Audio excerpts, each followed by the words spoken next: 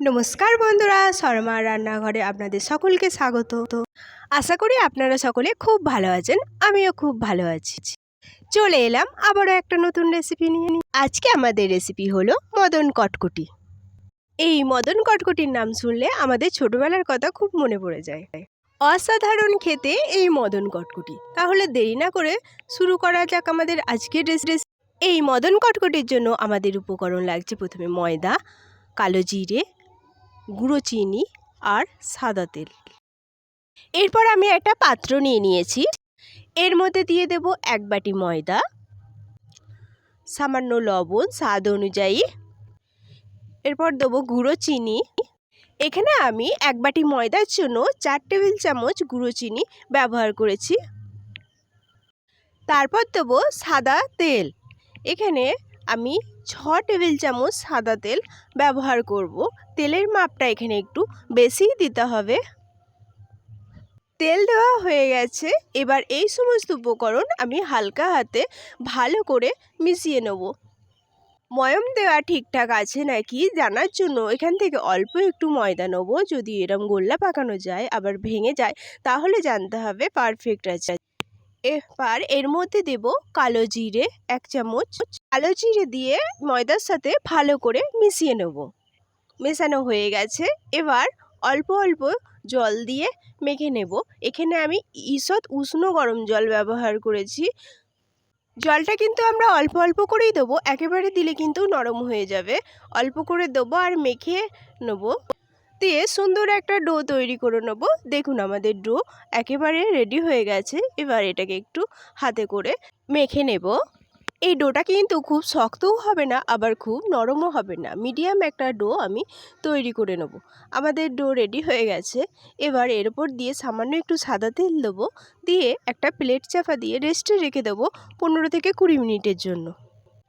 ফিরে আসছি 20 মিনিট পর। দেখুন আমাদের ডো কতটা নরম হয়ে গেছে। এবার এটাকে হালকা হাতে আর একটু ভালো করে চাপ দিয়ে মেখে নেব।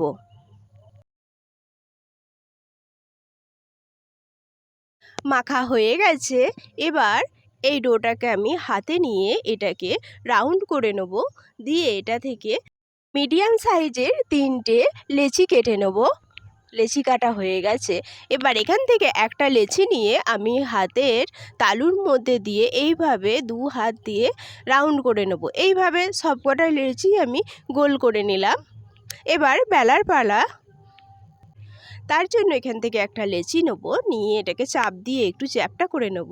দিয়ে একটা বেলনার সাহায্যে এইভাবে রুটির মতো বেলে নেব। তবে রুটির মতো কিন্তু অতটা পাতলা করব না, এটা একটু মোটা থাকবে। দেখুন এর থিকনেসটা এরকম থাকবে।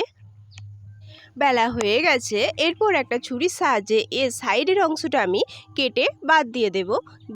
বাদ দিয়ে দেব মানে এটাকে আমি ফেলে দেব না, এটাকে পরে আবার কটকটির শেপ দিয়ে নেব। 4-5টা কাটা হয়ে গেছে। এবার এটা থেকে ছোট ছোট কটকটির আকারে কেটে নেব। তার জন্যে প্রথমে লম্বায় এইভাবে ছুরি দিয়ে কেটে নেব, তারপরে এইভাবে অপর প্রান্ত থেকেও আবার কেটে নেব লম্বা করে। তাহলে চৌকো একটা খুব সুন্দর কটকটি শেপ চলে আসবে। দেখুন আমাদের কটকটি শেপ দেওয়া হয়ে গেছে, 4 চৌকো খুব সুন্দর একটা শেপ দেওয়া হয়ে গেছে। এবার এটাকে আমি একটা পাত্রের মধ্যে তুলে নেব। এগুলো সব আমার বাকি যে লেচিগুলো আছে সেগুলো আমি কটকটির আকার দিয়ে নেব। সেম পদ্ধতিতে বেলে নিয়ে প্রথমে, তারপরে চৌকো চৌকো করে কেটে আকার দিয়ে নেব। দেখুন এখানে আমার সবগুলোই করা হয়ে গেছে। দিয়ে আমি একটা পাত্রের মধ্যে তুলে নিয়েছি। এরপর আমি একটা কড়াই গরম করে নিয়েছি, এর মধ্যে দিয়ে দেব সাদা তেল। তেলটা গরম হলে পরে এর মধ্যে আমি অল্প অল্প করে কটকটি দিয়ে দেব। এখানে আমি অর্ধেকগুলো দিয়েছি, দিয়ে এটাকে নেড়ে চেড়ে উল্টে পাল্টে ভালো করে ব্রাউন করে ভেজে নেব।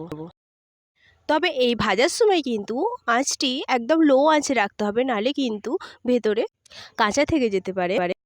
এই কটকটি ভাজতে ভাজতে সকলকে আবারও মনে করিয়ে দিই, যারা আমার চ্যানেলে নতুন প্লিজ আমার চ্যানেলটি একটু সাবস্ক্রাইব করে দিয়ে আমার পাশে থাকবেন। আর যারা অলরেডি করে ফেলেছেন তাদের অসংখ্য অসংখ্য ধন্যবাদ। আর আমার রেসিপিটি যদি ভালো লাগে তাহলে একটা লাইক ও কমেন্ট করে দেবেন। কথায় কথায় আমাদের কটকটি ব্রাউন করে ভাজা হয়ে গেছে। দেখুন এটা কত সুন্দর হয়েছে। এবার এটাকে আমি তেল ঝরিয়ে ভালো করে তুলে নেব। এই মদন কটকটি খেতে কিন্তু অসাধারণ সুন্দর। সবগুলো তোলা হয়ে গেছে। আবার এই তেলেতেই আমি বাকি যেগুলো ছিল সেগুলো দিয়ে দিয়েছি, দিয়ে এগুলোও আমি ব্রাউন করে ভেজে নিয়েছি। দিয়ে তেল ঝরিয়ে এগুলোকেও আমি তুলে নিচ্ছি। সব তোলা হয়ে গেছে। দেখুন এগুলো কত সুন্দর হয়েছে। তোলার পর আমি কিন্তু এটা ভালো করে ঠান্ডা করে নিয়েছি। দেখুন এগুলো কত সুন্দর হয়েছে। আজ এই পর্যন্তই। দেখা হবে আবার পরের একটা রেসিপি নিয়ে। ততক্ষণ সবাই সুস্থ থাকবেন, ভালো থাকবেন। সকলকে অসংখ্য অসংখ্য ধন্যবাদ।